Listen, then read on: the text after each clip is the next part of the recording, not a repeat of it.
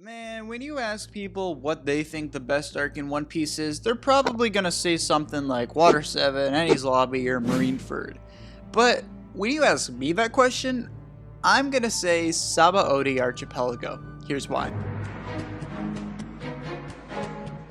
Sabaody Archipelago is the perfect One Piece arc. Now, it's definitely like one of my favorites. Like I would say like interchangeable between Enies Lobby, because Enies Lobby I have a strong bias for, mainly because the Robin flashback. But I mean, Sabaody, man, it's been creeping up. Like the more I think about it, the better it just gets. You know, it's like I notice so many more good things. Like the more I even like look back on it, it's just let's talk about it.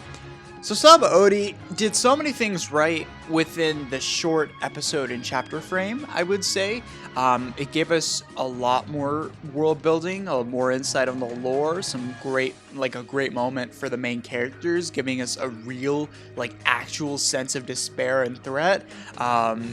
And overall, just in more, I guess, more setup, you know, it's set up in a way to where it's actively engaging and really interesting and doesn't derive from the main plot too much, because the main plot in and of itself is still really engaging, and the themes and all that. Like Sabaody, I think one of the big selling points of it is its length. Like Oda was able to do so much within the 20-something chapter length, because arcs like Water 7, Enies Lobby, they need like a lot of build up, or like Skypiea, Alabasta, Dressrosa especially, they need build up, and then for their climax it goes well, and then there's like a party at the end, all of that, you know, and then they go off to the next island, you know, it's kind of that same formula, which I like, don't get me wrong, but I think Sabaody switched things up for the better, and the way it ended off was so bitter, and I think that was a great like taste of what that we are legit in a summit war. This isn't like fun and games, you know. Putting that aside, like this arc still has its fair share of gags and humor.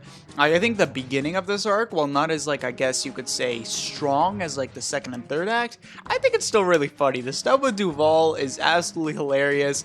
Something that we saw in the past, we thought it was just like, oh, this is a little mistake. We didn't think much of it, but then looking back, that actually gets brought up, and then Sanji's little moment, I thought that was pretty goofy and like a calm before the storm type of thing.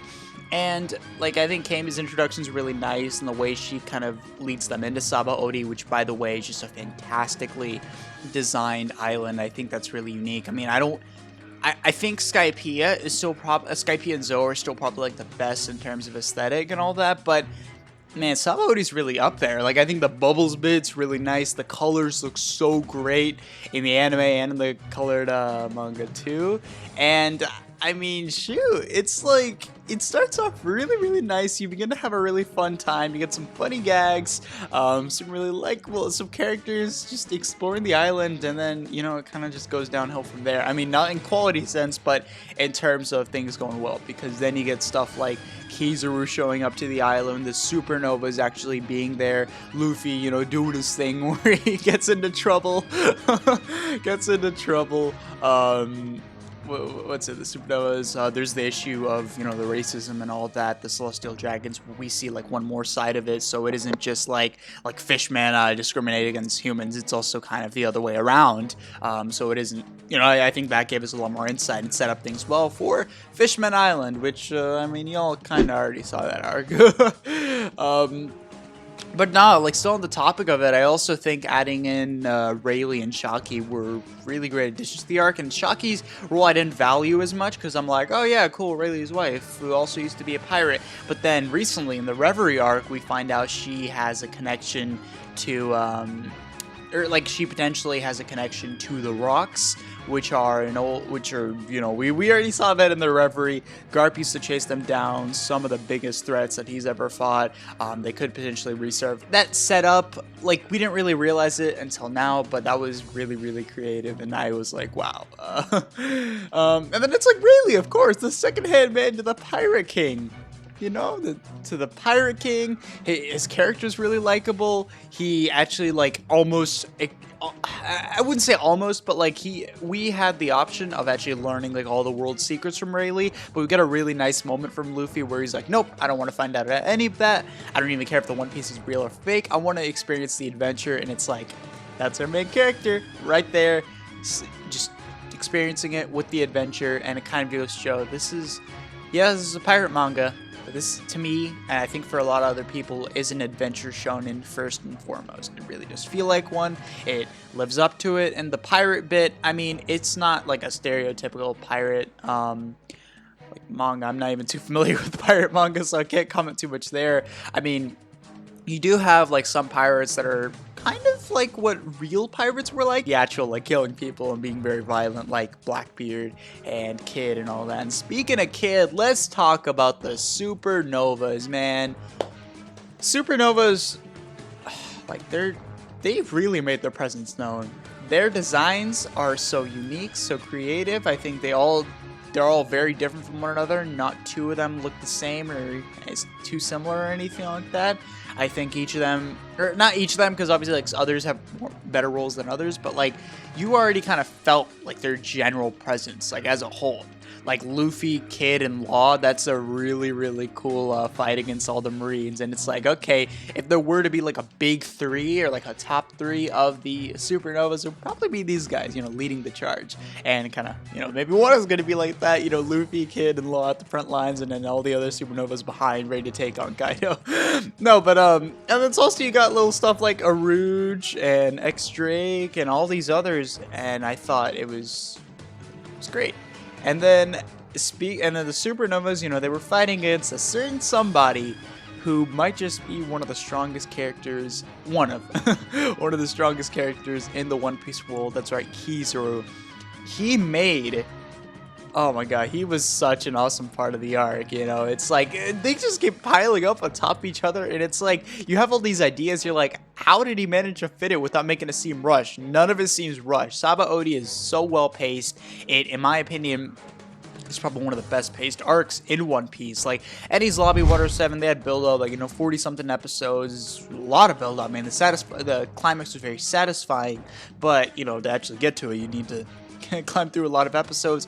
Marineford was like 30-something, so it's not as bad, but I think Sabaody manages to balance the stuff with the crew and the stuff with the world and all the other pirates really, really well within like those 20-something chapters and 20-something episodes. So there's that. The Kizaru threat's definitely there.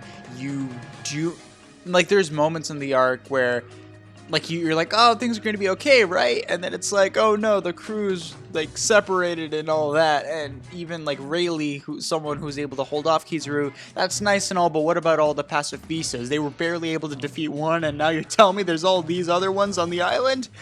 Yeah, it was pretty yikes. Like, you definitely got the sense of threat and stuff it did for the shots, like actually separating them. Like, they separate a lot during the time skip, but like for it to be like this, so random, it's like, all right, we'll meet again in 3 days, in like 3 days, and all that. Like, Luffy had to live up to his promise and couldn't really make that. And you really got the sense of like fear. You know, it's like you don't know what's to come. It's like, well, the crew's all separated. Luffy's even mentioned in Arlong Park, he's really nothing without his crew. So what's he gonna do now? Like, you don't know where the story's gonna go. I mean, he's gonna focus on saving his brother Ace. Yeah, but what about after that? How's he gonna reunite with his crew? It's just stuff like that kind of carries on, like, you know, in the thought of our mind while we're watching Summit War, and that's what makes it like so impactful. It juggles all this, but it doesn't always end off on a positive ending. I think the kind of subverting our expectations like that was a really, really smart move. I'm getting Infinity War vibes the more I'm speaking about this. Luffy, I don't feel so good.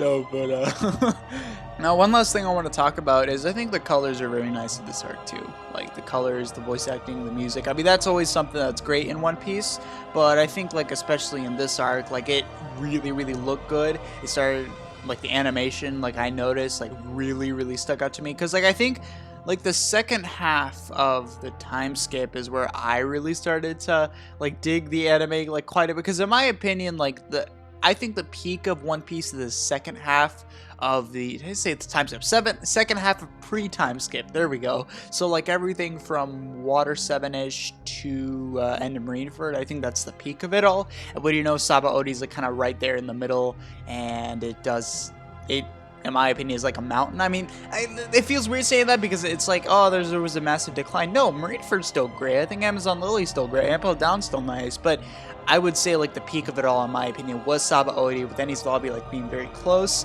But that's just my personal bias. I think it balanced out the stuff with the Straw Hats really well, and it also balanced out the stuff with the world really well. To me, this is the perfect One Piece arc. I don't recommend it to newcomers because you always like need that build up. Like I know some people recommend Skypiea to newcomers because it's like, oh, you get an experience of the adventure and all that. But I think that can off-put people with its length, because like Skypiea is a great arc looking back, but the first time I watched it, and even as a One Piece fan, I wasn't the biggest fan of it.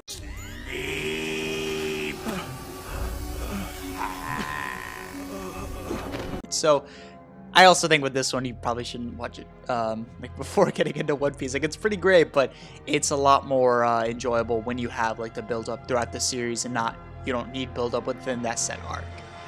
But that's been the video, guys. I probably like still missed out on a few things on Sabaody. That's just how many good things are in this arc. But what do you guys think about Sabaody in general? Do you think it's the best One Piece arc? Do you think it's the perfect one like me? Or do you disagree? Like, do you think there's still one that handles like just the general sense of One Piece a lot nicer? Leave your thoughts in the comment section down below. I may have forgotten a few things like I mentioned, because like I've had to record this video several times because it wasn't the way I wanted it to come out, but you know, whatever. Guys, thank you all so much for watching. Ninja out. Peace, everybody, and have a good day.